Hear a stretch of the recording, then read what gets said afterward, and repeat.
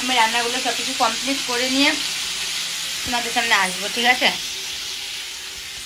সন্ধ্যা তো খাওয়া দাওয়া চান তো অনেকক্ষণ আগে হয়ে গেছে, তো আমি এতক্ষণ পরে এলাম কেন জানো তো, এখন একটু গল্প করছিলাম দিদির সাথে, তার জন্য আমার একটু আর কি তোমাদের সামনে আসতে লেট হয়ে গেল।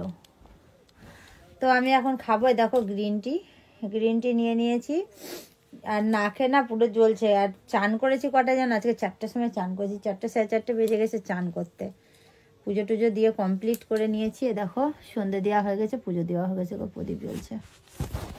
তো এখন গ্রিন টি খাবো, গ্রিন টি খেয়ে একটু শুবো, শুয়ে শুয়ে টিভি দেখবো আর একটু মোবাইল দেখবো, এই আর কি। চুলটা শুকাবো, ভিজা চুলে শুবো না, কারণ অনেকটা নাকের মধ্যে জ্বালা জ্বালা করছে, তো ঠান্ডা লেগে যাবে, চুলটা ভিজা ভিজা আছে।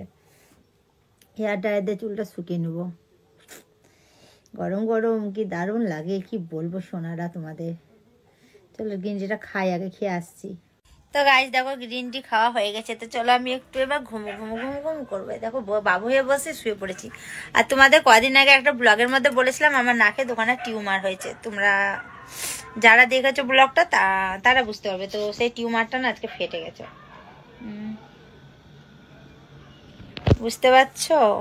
এই দেখো একটা, এই দেখো একটা, এই টিউমারটা আজকে ফেটে এর মধ্যে কি সাদা একটা দানা বেরালো আর রক্ত বেরিয়ে গেছে, জানো তো এটা।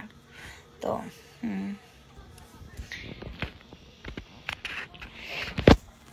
তো দেখে ওষুধ দিয়েছে 15 দিনে, তো নিশ্চয় কাজ হচ্ছে, তার জন্য ফেটে বেরিয়ে গেছে। একটু কমেন্ট করে জানিও যদি জানা থাকে যে ফেটে বেরোলে ভালো না খারাপ। তো এটা নিয়ে আমি অনেকটা টেনশনের মধ্যেই আছি আর কি। তো ডাক্তারখানায় যাওয়া হয়নি, ওষুধটা শেষ না হলে তো যেতে পারছি না, ওষুধটা শেষ হোক দিয়ে যাব ডাক্তারখানায়। তো সকালবেলায় উঠে দেখছি এই জায়গাটা এরকম অবস্থা হয়ে গেছে। তো চলো একটু শুয়ে করবো, ঠিক আছে? তো আমি শুয়ে পড়েছি বন্ধুরা।